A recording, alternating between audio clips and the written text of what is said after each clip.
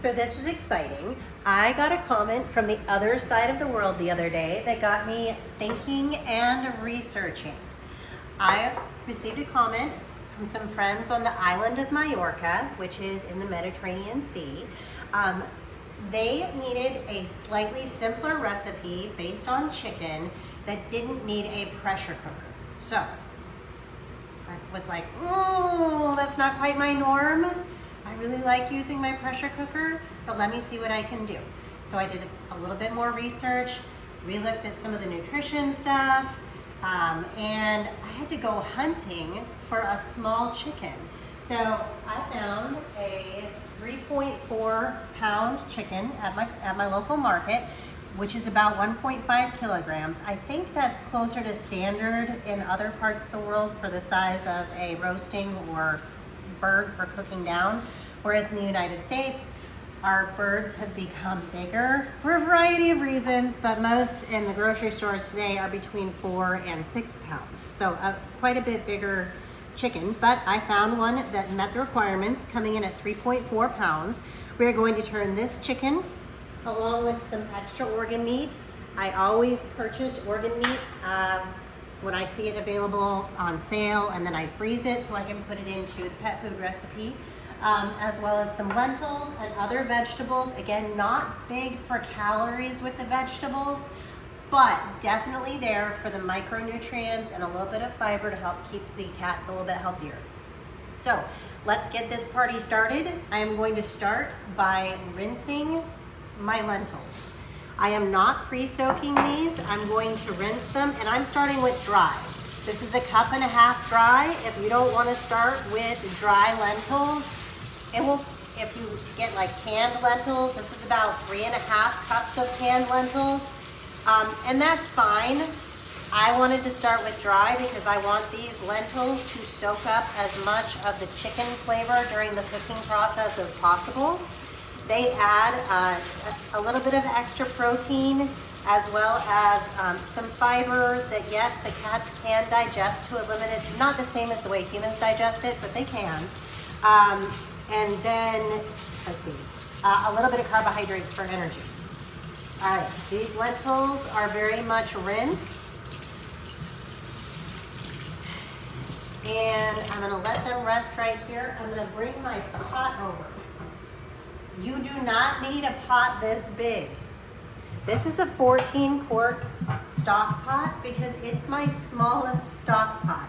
Most people have an 8 or like between a 7 and a 10-quart stock pot, which is right about here. That is all you need for this recipe, but I don't have one that size anymore. I only keep this size and then a couple that are even bigger. So we are going to use a slightly bigger pot than we need today.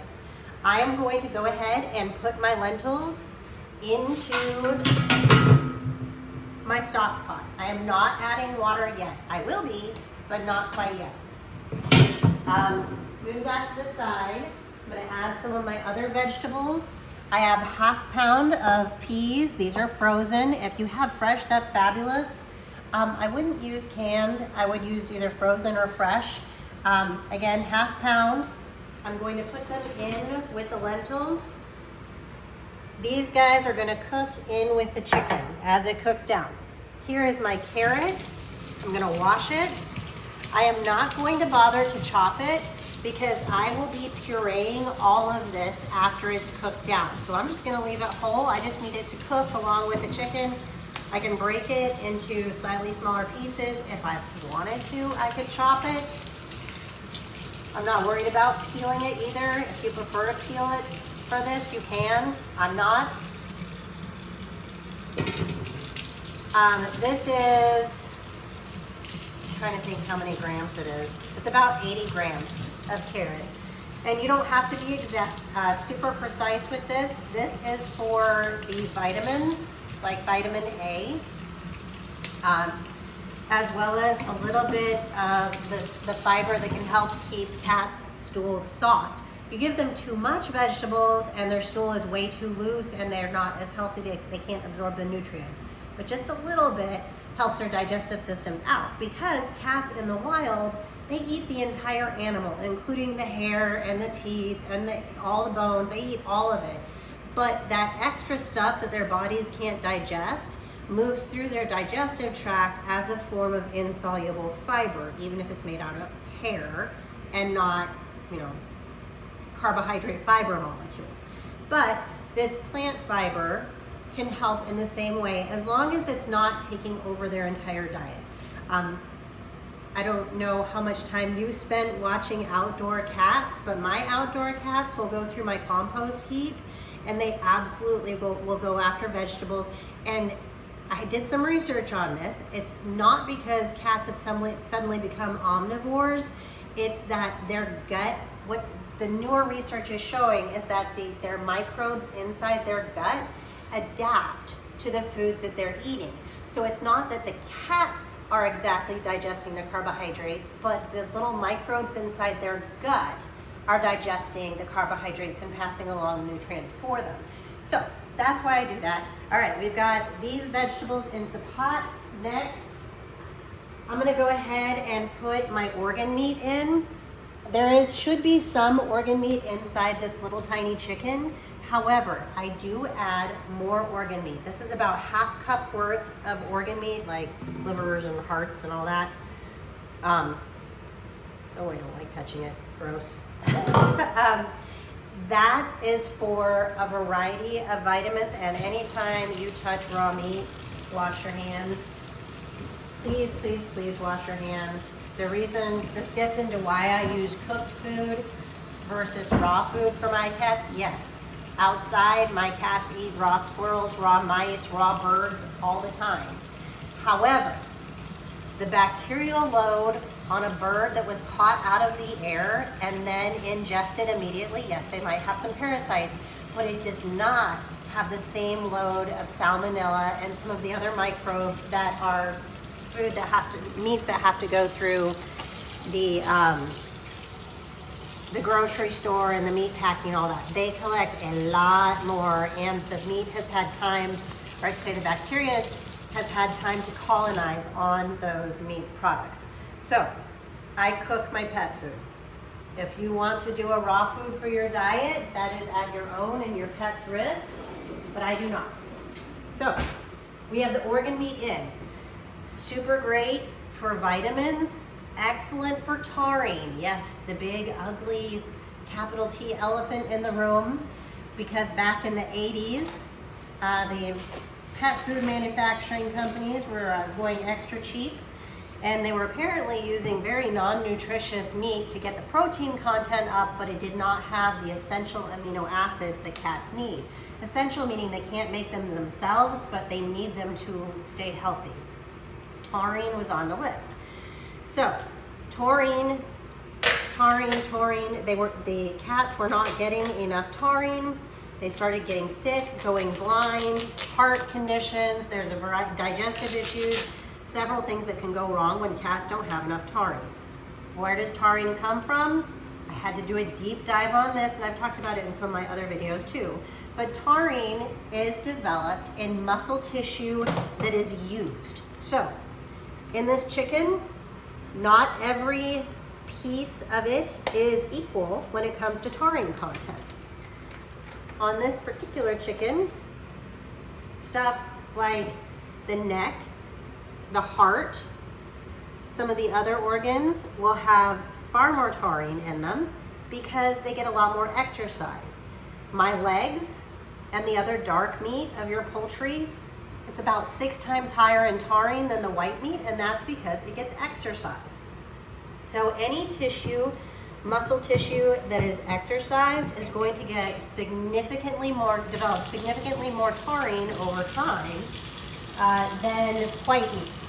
So when I'm using a whole chicken, and actually when I'm using dark meat like chicken thighs, legs, that type of thing, I will add a little bit of extra organ meat for additional nutrition.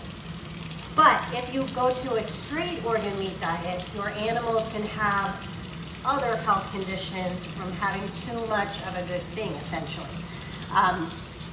The organ meats are also where your heavy metals and other things that the body cannot excrete, that's where they build up, like in the liver, to a certain extent in the heart tissue.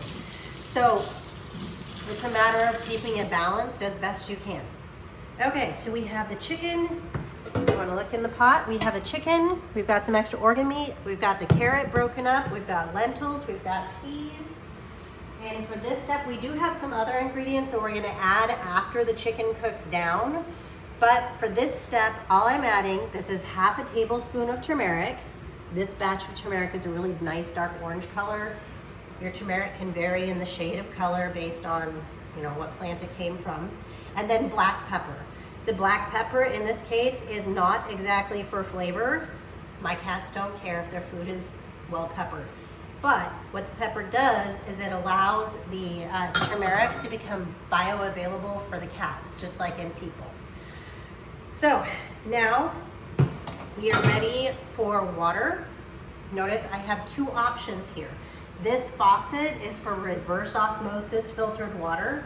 We had it installed in our house really soon after we moved into it because I'm not a fan of tap water for cooking. If you have access to filtered water, use it for your pets too.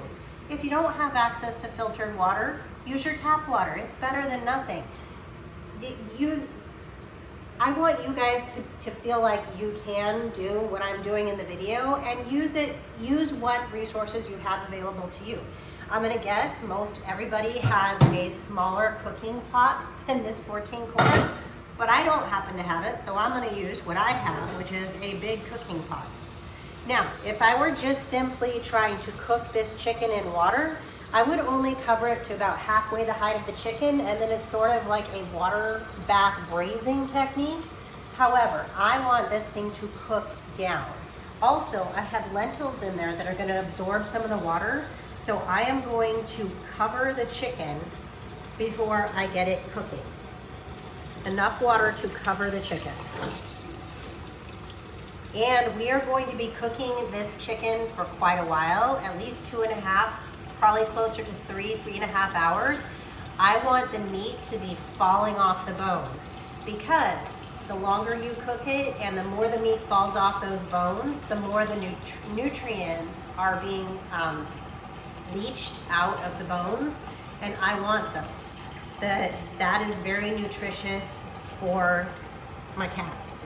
Now, also, if you have access to a high-powered blender, you are going to use the entire bird. You are not going to throw any bones away. This is gonna be great. There's like very, very little waste in this particular recipe. Now, if you don't have access to a high-powered blender, you are going to be picking everything off these bones as best you can and chopping the meat as tiny as possible and then mashing the rest of the ingredients. That will also work. I will be using a blender, but that's not until after all of this stuff is cooked down. All right, on my range, I'm gonna use high heat. So I'm gonna cover this. I will be checking it in about an hour to make sure I don't need to add more water because the lentils will swell and absorb the water. But we're gonna say goodbye to this for the next little bit and let my stove do some of the work, and we're gonna cook down this chicken and we'll be one step closer to our cat food. Okay, it's been about 3 hours, and before I open the pot, I have a quick story for you. So I was here hovering over it for the first hour, adding a little tiny bit of water, giving it a little stir, scraping at the bottom because lentils are honestly my nemesis with cooking. And then I got a little bit impatient. It's a beautiful day here today, and I went for a little tiny short walk. I added water before I left, but when I got back from my walk, my lentils did begin to scorch. So you're gonna see some flecks. However, my chicken is exactly where I want it, not for being beautiful, but for being perfect for the cat food. Okay, here we are, and please don't mind between the turmeric and the lentils, they scorch a little bit, but everything else is perfect as far as being able to blend up really nicely and maximize the nutrition out of the bones and stuff. So I'm gonna grab my pot holders again.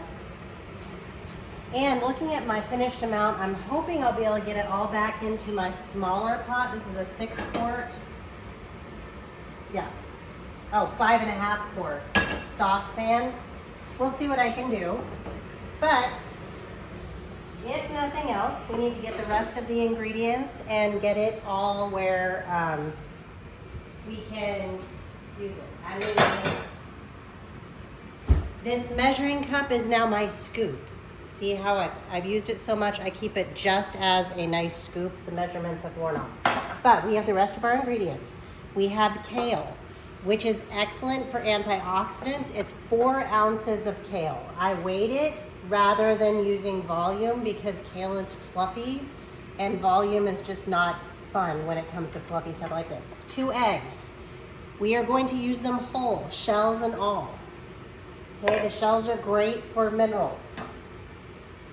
I have in this bowl, the brown stuff is a 1/2 cup of ground flax. There's 2 types of flaxseed that are available in most parts of the world. One is brown and one is gold or yellow, and either one is fine. I happen to be able to get brown pretty easily, and this is ground flaxseed. So if you get whole flaxseed, run it through a coffee grinder or food processor before you use it, because otherwise it's not bioavailable. It's pretty useless. Nutritional yeast. This is not quite the same as baking yeast or brewing yeast. It has been toasted and deactivated, but it's awesome for protein and some of your other vitamins. Finally, I have some coconut oil. This particular recipe, actually for cats, they like a more, it's not quite ketogenic, but it's a more ketogenic style diet, so higher in fat than what humans really thrive with. And so, this recipe needed a little bit more vitamin E to get to where I wanted it for if a cat is just eating this for its daily food. There's a few ways to do this. In most of my videos, I use something called sunflower seed oil, where you're using a seed oil, which is apparently not optimal for health, but the sunflower seed oil is super high in vitamin E. So if I use sunflower seed oil, I don't have to supplement the vitamin E. Whereas if I use coconut oil, which I'm going to use today, it doesn't have enough vitamin E, so I need to supplement right around 180 milligrams of vitamin E. That's what this soft gel has in it. So that is what we are adding to our chicken and everything else. And I am not going to pick the bones out. At this point, you can pick the bones out, but I'm gonna go ahead and just grind them up in my blender. My blender can handle that. But that's the other reason why I cook it so long. At this point, it is not pretty, I agree. However, the nutrients are intact as far as the vast majority of your amino acids. Your vitamin C is destroyed, it's very heat sensitive, but everything else is great. So I'm gonna put one of my eggs in, some of about half of my kale, some of my powdery stuff, nutritional yeast and ground flaxseed. Again, 1/2 cup of ground flaxseed and 1/4 cup of nutritional yeast. And I'll probably do about half. This coconut oil has a saturated fat, solid at room temperature, but as soon as the warm stuff from the chicken hits it, it will start melting to a liquid form. This is looking good. And also you added your turmeric at the same time I did. You'll note that the broth has a slight yellowish tint. That's fine, that's what turmeric does. Let's see how this does in the blender. I do not need to do it at an ultra high speed. I need to get it going fast enough to get my bones and my eggshells into tiny little bits. So you're gonna have to adjust this for your blender.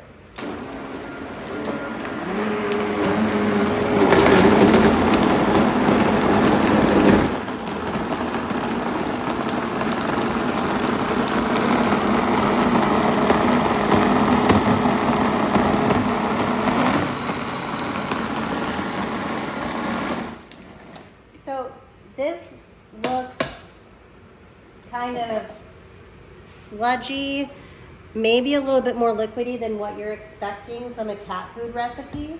However, it's very high in protein and fat, which at room temperature tends to congeal and become more solid. And I've said it in my other videos, but one of the advantages of wet food and homemade food is getting moisture into your cat's diet, sneaking it in. Not all cats are great about drinking out of their water bowl or having great sources of water for feeding outdoor cats. So, my other egg, the rest of my kale, the rest of my powder stuff, which was ground flax and nutritional yeast, my coconut oil. I've had people, saying, well, I've heard the skin is not good for your cats.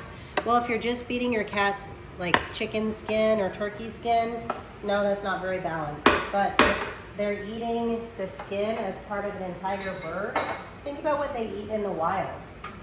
They eat the whole animal. They really do, except for maybe a little bit of whatever they cough up after they bring it to the front porch to eat it.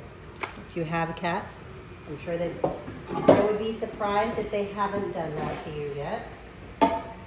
Bring their treasures. And I might be able to get all of this in.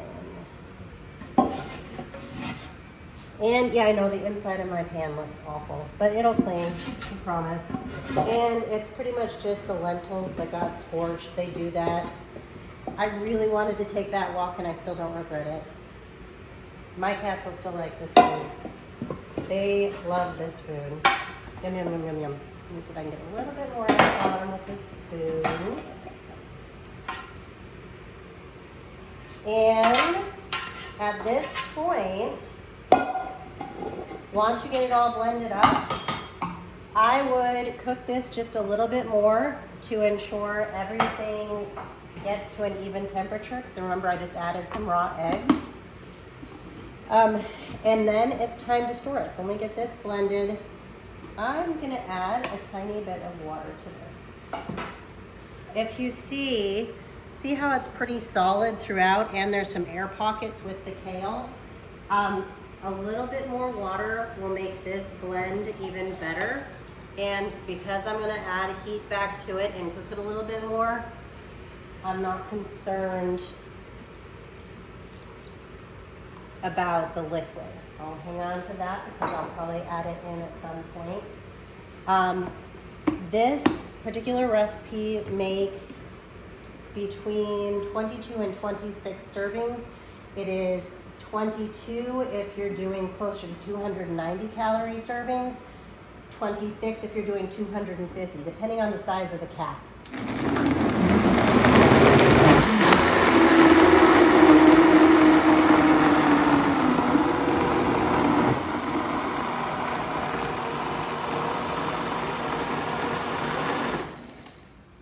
And there we go.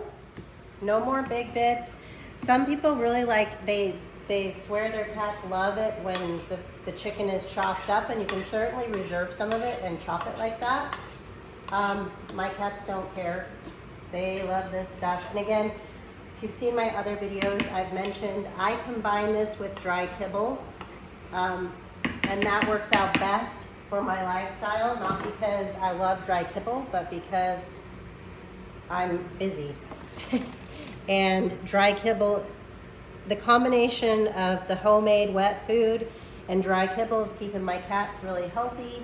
And if I were trying to keep up with wet food for the population of cats that I have right now, I just don't have time for it. So this is what works for me and for my cats. I'm going to rinse this and add it in, which I'll move this back to the burner. Look, it still fits. Yay! So if you don't need the big giant pot, if you can get your chicken cooked in a non-giant pot, again, something smaller than the 14-quart pot I used. If you have a Dutch oven or something, that would probably work great. And your options for storing this if you want to try your hand at pressure canning, that's a great option for this. If you are not really interested in undertaking that at the moment, I understand completely. It's challenging. You can freeze this. It freezes great. You can use little Ziploc bags. You can use freezer-safe containers. I'm gonna add a little bit of heat and stirring this one more consistently, just because this is just going to be enough to cook the greens and make sure my eggs get kind of cooked through. So freezing it, definitely an option. You can store it in the fridge if you're going to use it within 5 days. If you think you're going to if it's going to take more than 5 days to get through this amount, you're going to want to either freeze it or can it. I would not water bath can it. That's not considered safe for meat, which this is, but pressure canning is a safe option. And I have a different video where I did that. Or freezing it, I also have a video on that where you use either Ziploc bags or you can use an impulse sealer, if you like a vacuum seal system if you have that. Those are also great options. I serve mine cold, like out of the fridge, and my cats still eat it. That's going to be up to you and your cat. And what is critical, anytime you're introducing a new food, you got to do it super gradually.